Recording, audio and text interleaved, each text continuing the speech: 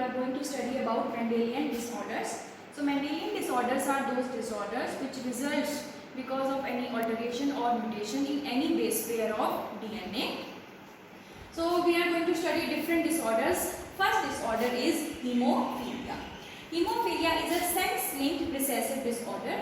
Why it is known as sex-linked disorder? Because this disorder is related to sex chromosome, and that is X chromosome. Right? So X is one of the sex chromosome. This disorder is related to our X sex chromosome. Then it is a recessive disorder also, because this order or this disorder appears only in homozygous condition. Okay. Then hemophilia. This disorder, what happens in this? Whenever a person suffers from hemophilia, his blood does not clot, right?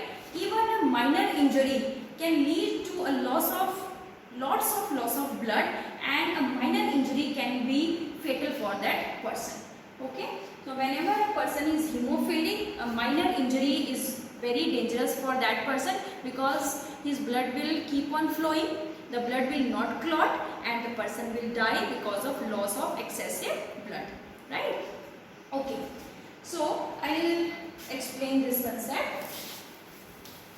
This hemophilia disorder was seen in Queen Victoria family. Okay? And because of Queen Victoria, many of her generation suffered from this hemophilic or hemophilia disorder. Right? Okay. So hemophilia in females and hemophilia in males, I will explain to you. I use this symbol. Suppose I told you that this is a recessive disorder, right? So if I show this symbol, double X, X and X, I am talking about the female, right? I am showing small h, it means a hemophilic female, right?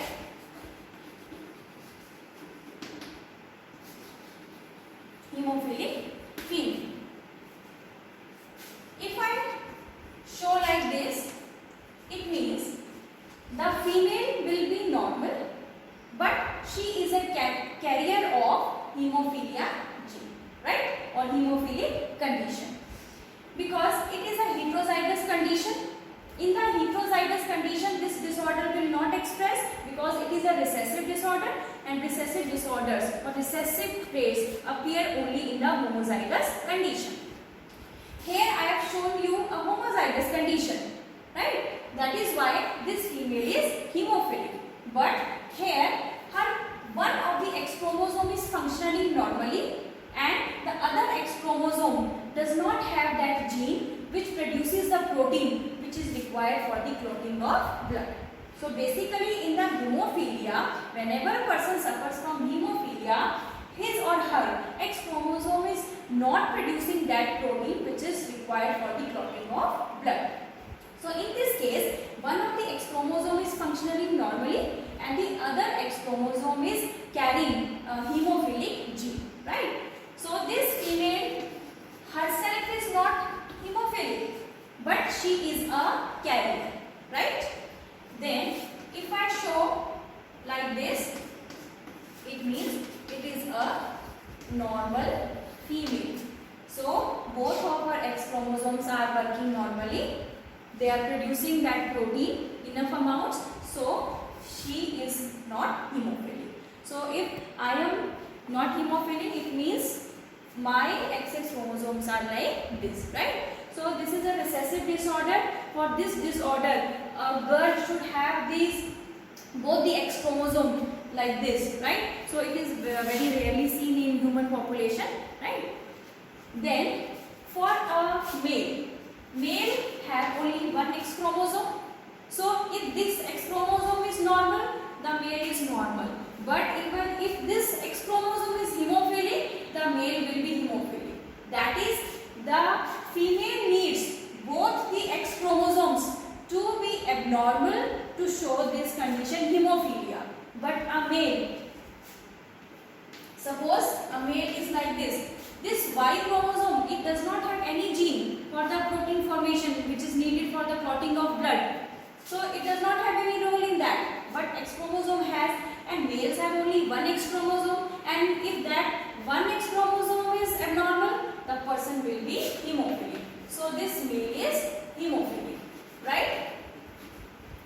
And if I show it like this is a normal male. So there is no scene or there is no case of carrier males. The females may be carrier, but the males are never carrier. They are either hemophilic or they are not, right? And this hemophilia trait, it is mostly seen in males because males have only one X chromosome.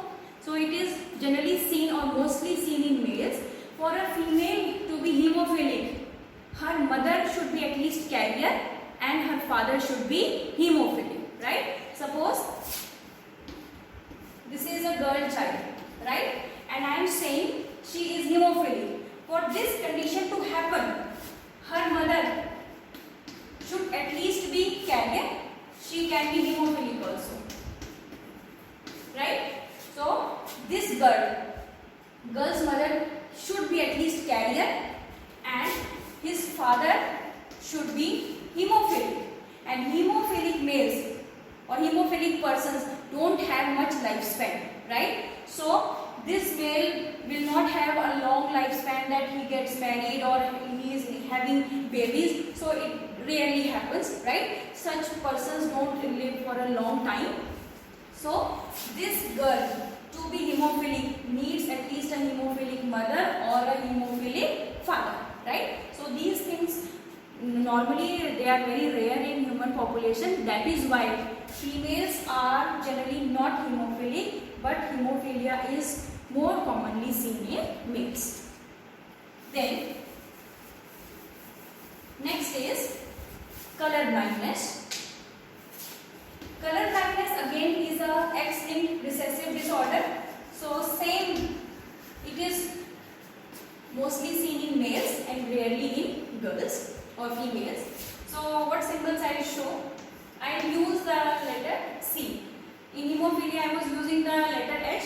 Here I use C, right? For a girl to be colorblind, she should have this combination. Both of her X chromosomes are not producing the protein which is needed for the normal vision, right? Then such is a colorblind woman. Colorblind female. Then if I show it like this, so she is a carrier. She herself is normal. She has a normal vision, but she can pass this defective X chromosome to her progeny, right? And if I show it like this, capital C, she is a normal woman, right? Then again which means males will be either colorblind or they will be normal. They are never carrier. So male is small c, so it is a colorblind male, and if I draw it capital C, it is a normal male, right? So that's only color blindness. The next is sickle cell anemia. Sickle cell anemia is an autosome related disorder and it is equally seen in males and females, right? Okay, the human beings have hemoglobin in their RBCs, and this hemoglobin has 2 alpha chains and 2 beta chains. So our hemoglobin has 2 alpha chains and 2 beta chains, right? So sickle cell anemia occurs because of some change in these beta chains. So in the beta chains, the 6th position, suppose this is the first, second, third, fourth, fifth, sixth. In the 6th position, we have this amino acid, glutamic acid, right? So alpha chains are normal and the beta chains. So beta chains are what? They are polypeptide chains. So polypeptide chains are made up of amino acid. The 6th position is occupied by glutamic acid, right? It is a normal hemoglobin. But a person who is suffering from sickle cell anemia, his 6th position or the 6th amino acid of the beta chain is by valine. So glutamic acid is replaced by valine. So such hemoglobin is not normal, and such hemoglobin is not very effective in the transport of oxygen. So our body suffers from a deficiency of oxygen, and under such deficiency of oxygen, this kind of hemoglobin, it undergoes polymerization, and because of this polymerization, the red blood cells, which are normally biconcave in shape, they become sickle shaped. Right? So such sickle shaped RBCs, they are not very efficient, or they are not very effective in the transport of oxygen, and because of the deficiency of oxygen, our body always suffers from fatigue or tiredness, and this is known as sickle cell anemia. Right? So I will show the genetic symbols for that.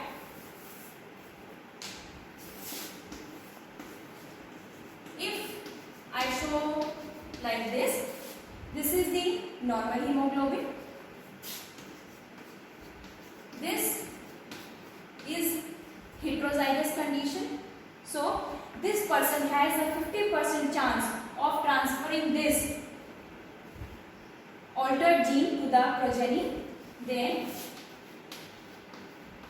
this person will be sickle cell anemia, right? Because it is a autosomal recessive disorder, so this disorder will be seen only in this homozygous condition. Then next disorder is phenylketonuria. Phenylketonuria, it is again an autosomal disorder.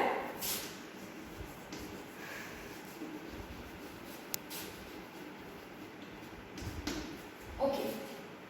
In normal persons, we have an enzyme. The name of this enzyme is PAH enzyme. This enzyme converts phenylalanine to tyrosine. So in normal human beings, phenylalanine amino acid is converted to tyrosine because of this enzyme, right? But the persons who are suffering from phenylketonuria, they lack this enzyme. So when this enzyme is absent, this reaction will not take place. So what will happen? This phenylalanine, it will keep on accumulating in the body. Its amounts will keep on increasing in the body, right? This phenylalanine will not get converted into tyrosine, but it will get converted into phenylpyruvic acid. Phenylpyruvic acid and some other derivatives. Because of the production of phenylpyruvic acid and other derivatives, the person who is suffering from phenylketonuria, the person is mentally retarded, and this phenylpyruvic acid is not consumed, or it is not absorbed by the kidneys. So there is loss of large amount of phenylpyruvic acid along with the urine. Then last Mendelian disorder is thalassemia. It is a blood related disorder. Thalassemia.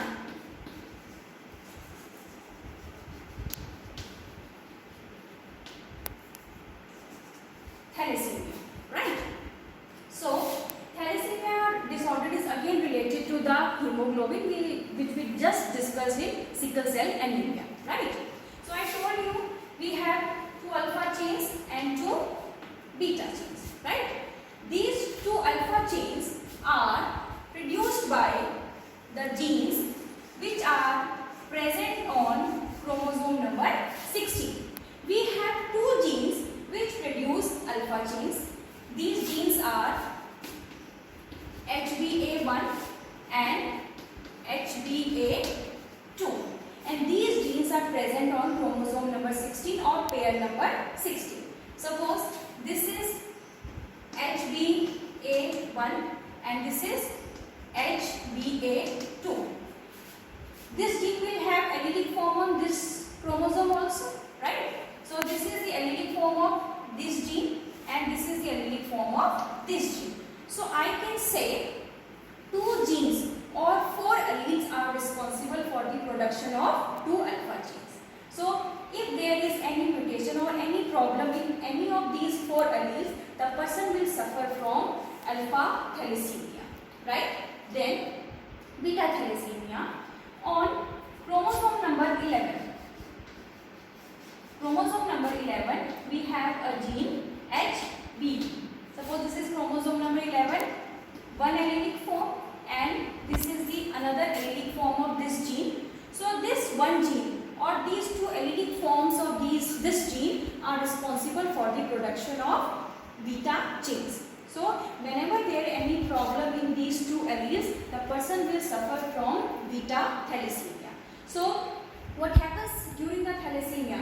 There is less production of either alpha genes or the beta genes. So if I compare thalassemia with sickle cell anemia, in the sickle cell anemia, hemoglobin is produced in normal amount, but the quality of hemoglobin is altered, right? The hemoglobin chains undergo polymerization, right? So sickle cell anemia is a qualitative disorder, but in the thalassemia, the amount of either alpha chains or the beta chain is reduced. So thalassemia is a quantitative disorder. So it is the difference between these two, and that's all in the Mendelian disorders. Thank you very much.